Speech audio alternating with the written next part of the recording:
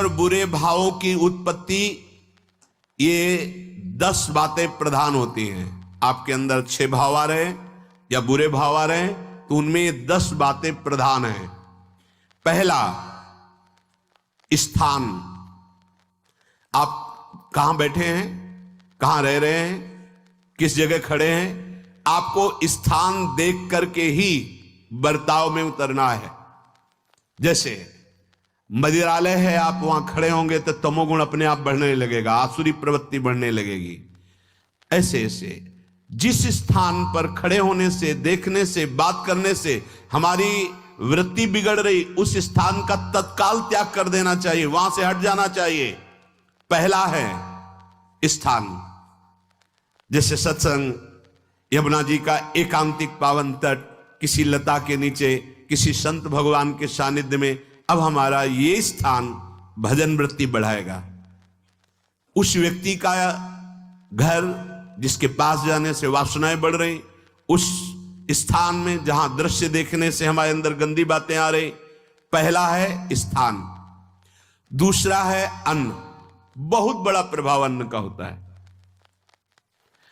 अगर अधर्म के द्वारा कमाया हुआ अन्न है तो बुद्धि अधर्म में ही लगेगी।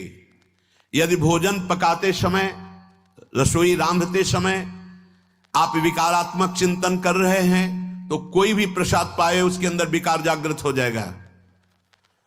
अन्न का बहुत बड़ा प्रभाव पड़ता है। एक बार पूज्यपाद उड़िया बाबा जी महाराज अपने परिकर के साथ भ्रमण में थे तो किसी बड़े धनी मानी ने निमंत्रण दिया, महाराज आज यहीं रुको।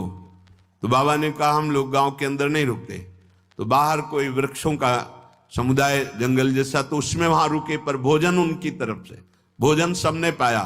जब सुबह हुआ तो महात्मा जन, साधक जन एक दूसरे की तरफ देखे और बोले आज तो हमको बड़ा दोष हुआ, गंदा स्वप्न आया और हमारा संयम बिगड़ गया।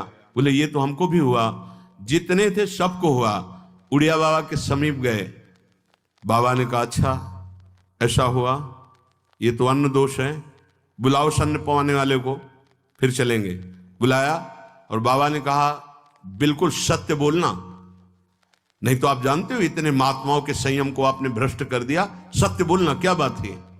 उनका महाराज संतान नहीं हो रही थी, सुना था आप बहुत सिद्ध महापुरुष हैं तो आपके परिकर को इसीलिए पवाया, अंदर काम भाव था कि हमारे कामना थी कि संतान उत्पन्न हो, वैसे चिंतन करते हुए बनाया। से बोले सबका संयम नष्ट कर दिया, होश में